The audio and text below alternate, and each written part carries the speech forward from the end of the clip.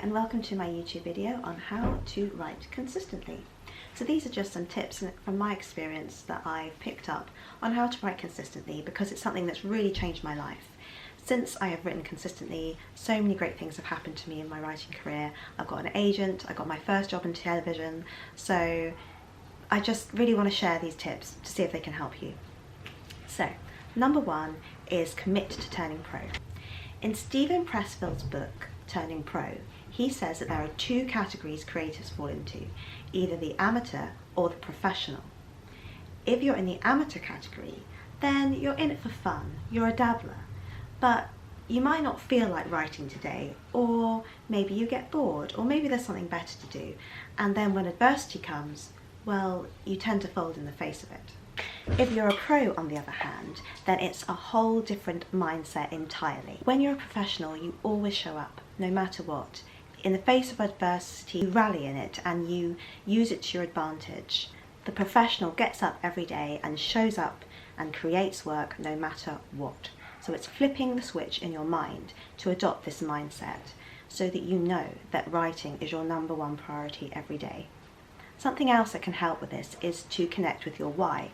So why are you doing this? Why are you writing this project? What does it mean to you? And what will it do for you if you complete it? And then you can go up that next level in your career, whether that be sending it to a competition and getting shortlisted, or sending it to an agent, or even just improving your craft. You know, all these little steps will get you towards where you want to go. Step 2, setting up your environment for success. This was a real game changer for me.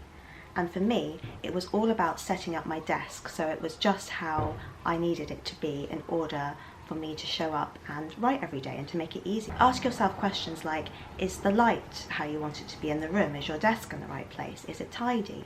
Do you want to be near a window or away from a window? Different people prefer different things. Personally, I prefer to be away from a window because I get distracted, but you might feel differently. Activation energy is the energy it takes to get started on any task. The hardest part is always getting started, but then once you get into it, once you're writing, once you're creating, you often want to keep going. It's just that energy of actually getting to your desk, focusing and getting into it that's the hardest part. So the question is, how can we make it this easier? We need to reduce friction. In his book Atomic Habits, James Clear talks about this so well, about how we need to make the habits that we want to implement easier.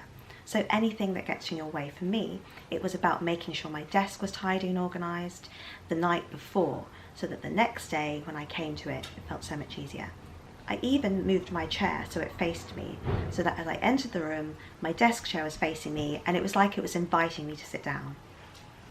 So have a think about what kind of friction stands in between you and your writing. And then you can take action on how to reduce that. Step 4 is planning and goal setting.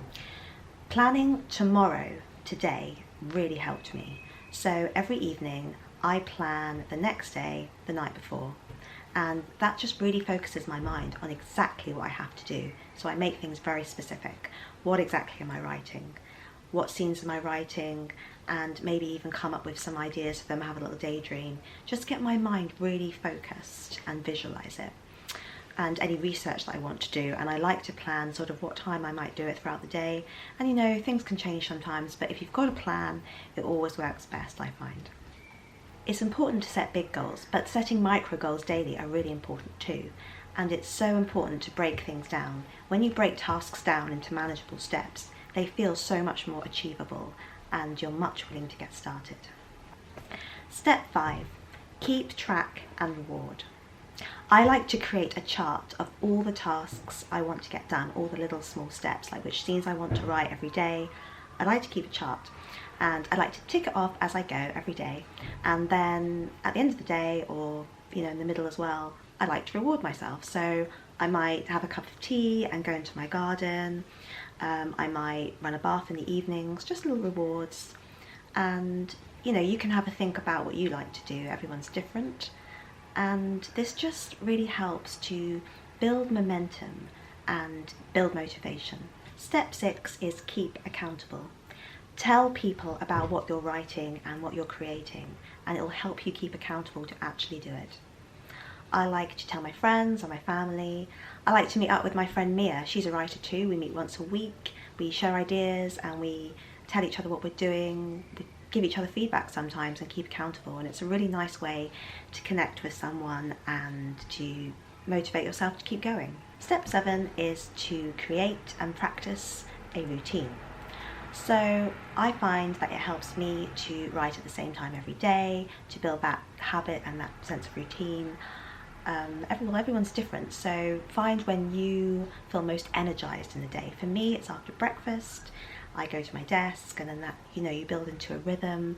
For other people, some people prefer to work at night. Just do what works for you. Ask yourself, when is the best time for me to write? When do I feel most creative? And use that opportune time. Okay, that wraps up my 7 steps to help you create more consistency with your writing and build that daily habit. So I hope you enjoyed this video. If you enjoyed it, please subscribe to my channel and I will see you in the next video.